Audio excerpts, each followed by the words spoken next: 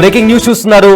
శత్రువుకు శత్రువు మనకు మిత్రువు అన్న పాత సామెతను ఇప్పుడు భారతదేశం చాలా చక్కగా ఫాలో అవుతున్నట్టు తెలుస్తుంది. అయితే పహల్గామ్ లో జరిగిన ఉగ్ర దాడి తర్వాత ఇప్పుడు పాకిస్తాన్ కి శత్రువుగా ఉన్న దేశాలన్నిటినీ ఇండియా కలవడం జరుగుతుంది. దౌత్యపరంగా వాళ్ళతో వెళ్లి కలవడం, మరింత స్నేహం మరింత ఫ్రెండ్లీగా వాళ్ళతో కలవడానికి ప్రయత్నిస్తుంది. ఈ నేపథ్యంలో పాకిస్తాన్ కు మరింత సమస్యలు ఎదురయ్యే అవకాశం కనిపిస్తుంది. అయితే ఇప్పటికే పహల్గామ్ లో జరిగిన ఉగ్రదాడి తర్వాత భారతదేశం ఎన్నో కీలక అంశాలపైన దానికి సంబంధించి పాకిస్తాన్ ను ఎలా దెబ్బతీయాలి అనే కోణంలో కూడా ముందడుగు వేస్తుంది. అయితే సరిహద్దు వెంట కాల్పులతో, కవ్వింపు చర్యలకు, అదేవిధంగా చొరబాట్లతో భారత సహనాన్ని పరీక్షిస్తున్న పాకిస్తాన్ ఇప్పుడు బైసారన్ ఉగ్రదాడితో మోదీ సర్కార్ సహనానికే పరీక్ష పెట్టింది. దీంతో ఇటు నుంచి కుదరనప్పుడు అటు నుంచి నరుక్కోరమ్మన్నట్టుగా ఇప్పుడు భారతదేశం ఆఫ్ఘనిస్తాన్ తో స్నేహపూరితంగా ముందుకు వెళ్ళడానికి ప్రయత్నిస్తుంది.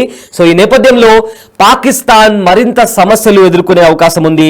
ఎందుకంటే ఇప్పటికే ఆఫ్ఘనిస్తాన్ పలుసార్లు పాకిస్తాన్ పైన అటాక్ చేసింది.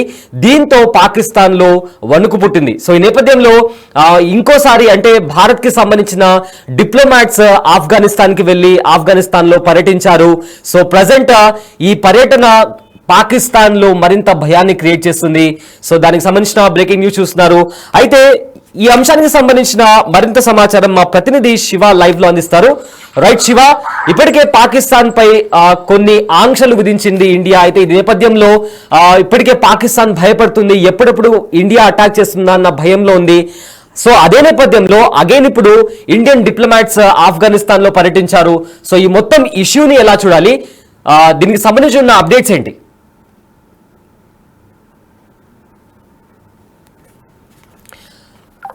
రైట్, అయితే ప్రజెంట్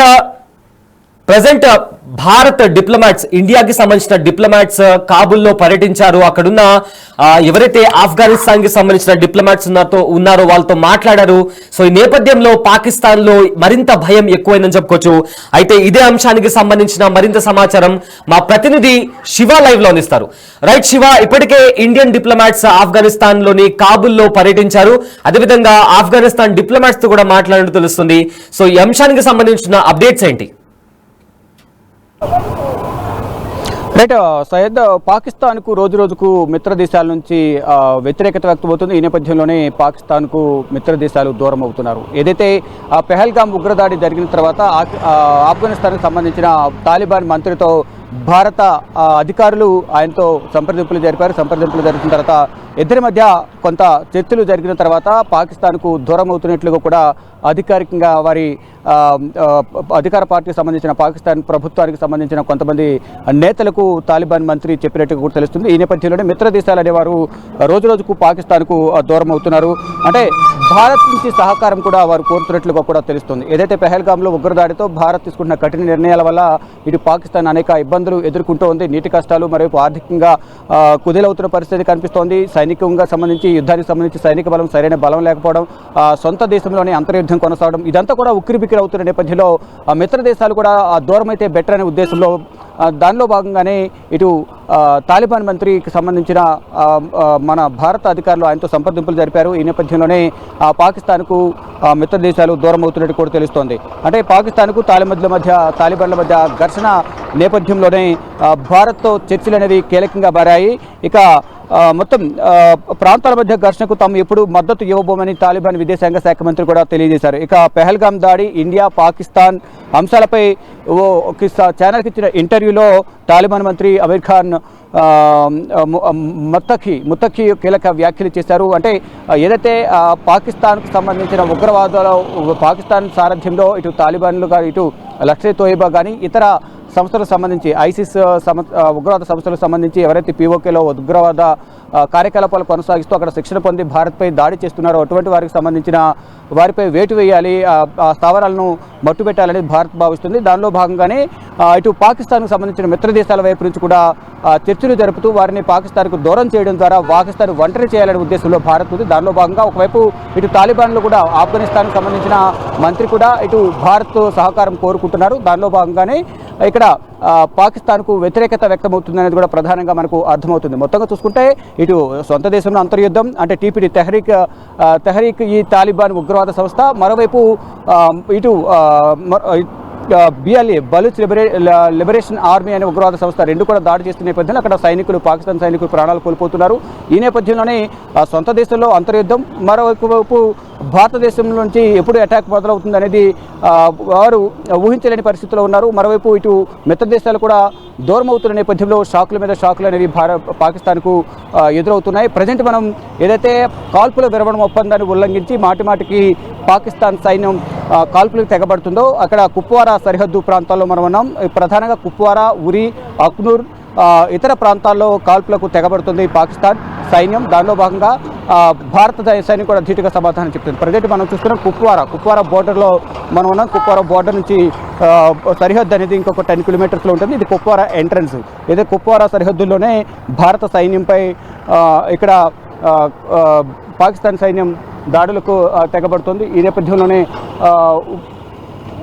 ఈ నేపథ్యంలోనే అక్కడ పాకిస్తాన్కు సంబంధించి గట్టి బుద్ధి చెప్పేందుకు భారత ఆర్మీ కూడా సిద్ధమవుతోంది.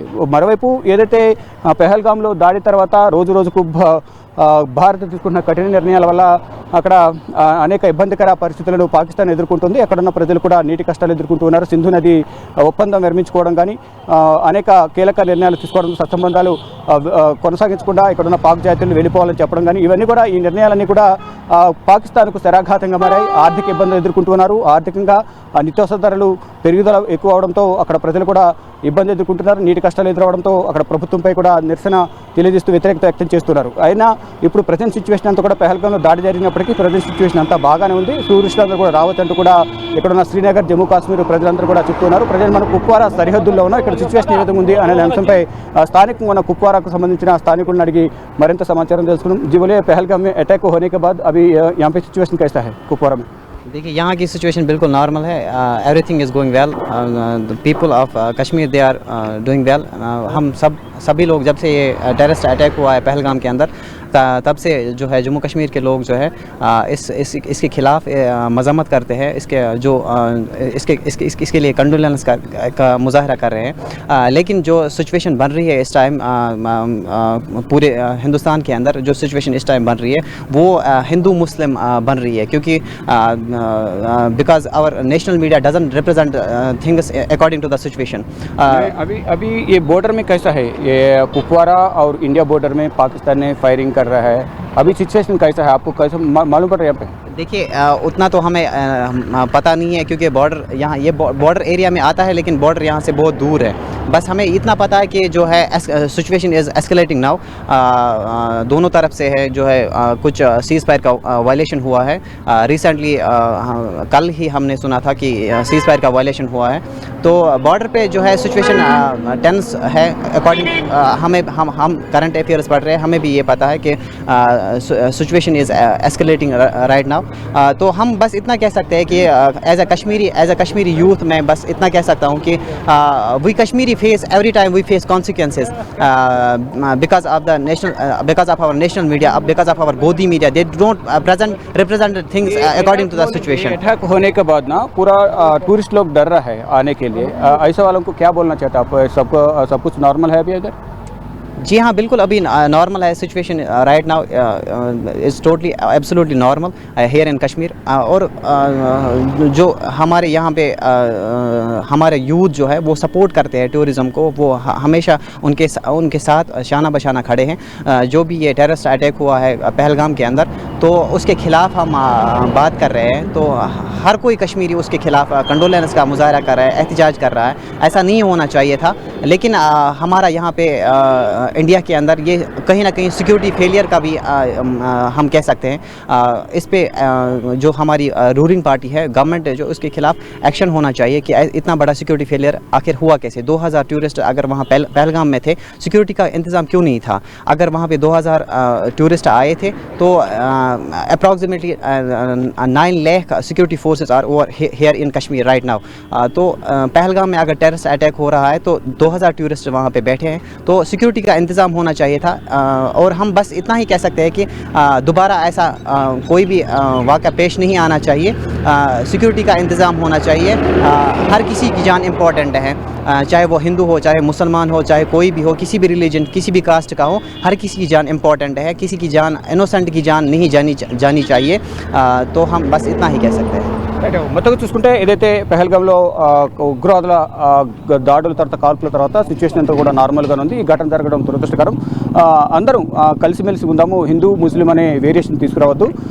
ఇక్కడ అందరూ కూడా మళ్ళా టూరిస్టులు అందరూ కూడా రావచ్చు, ఇక్కడ ఉన్న ప్రజలందరూ కూడా మీకు స్వాగతం పలుకుతున్నారంటూ కూడా ఇక్కడ కాశ్మీర్కి సంబంధించిన కుప్వారా స్థానిక యువకుడు చెప్తున్నాడు. మరోవైపు ఏదైతే పాకిస్తాన్ ఒంటరి అయ్యే అవకాశాలు ప్రధానంగా కనిపిస్తుంది, మిత్ర దేశాలను కూడా దూరం అవుతున్న నేపథ్యంలో ఇటు తాలిబాన్ మంత్రి భారత్తో చర్చలు జరపడం, భారత్ సహకారం కోరుకోవడం, ఇదంతా కూడా పాకిస్తాన్కు కొంచెం ఇబ్బందికర వాతావరణం ఏర్పడుతుంది. మొత్తం కూడా మొదటి నుంచి కూడా పాకిస్తాన్ భారత్ తీసుకుంటున్న నిర్ణయాల పట్ల కొంత ఇబ్బందులు ఎదుర్కొంటూ ఉంది. మరోవైపు అంతర్యుద్ధం కొనసాగుతుంది, ఇటు సైనికులు కూడా దూరం అవుతున్నారు, మరోవైపు ఇటు మిత్ర దేశం కూడా దూరం అవుతున్న నేపథ్యంలో ఉక్కిరిబిక్కిరవుతున్న పరిస్థితి అయితే పాకిస్తాన్కు ఎదురవుతోంది.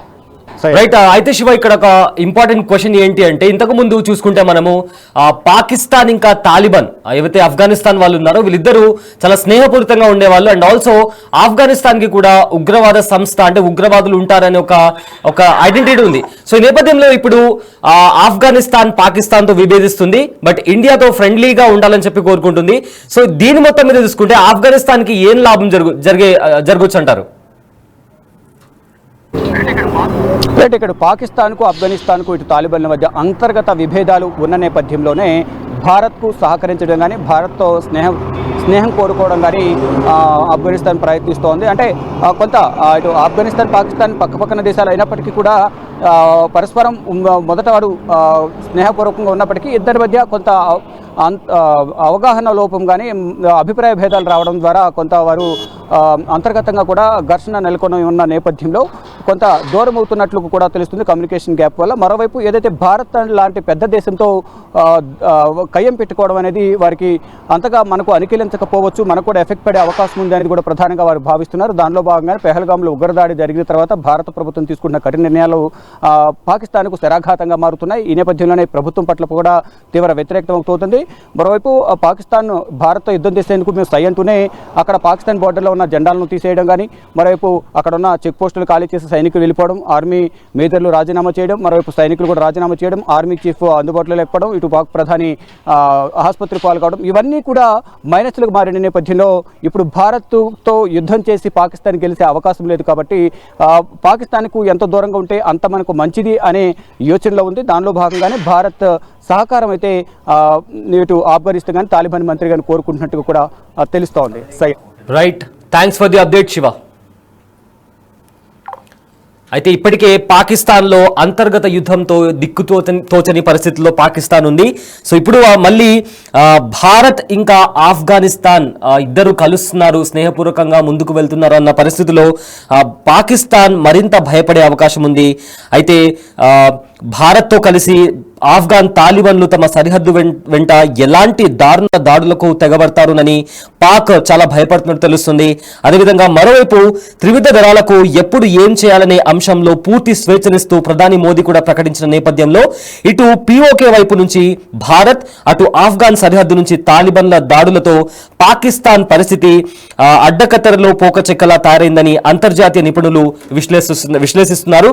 ఇదే నేపథ్యంలో ఆఫ్ఘాన్ రాజధాని కాబుల్లో భారత దౌత్య బృందం పర్యటనతో ఇరు దేశాల ప్రభుత్వాల మధ్య సంబంధాలు మొదలయ్యాయి.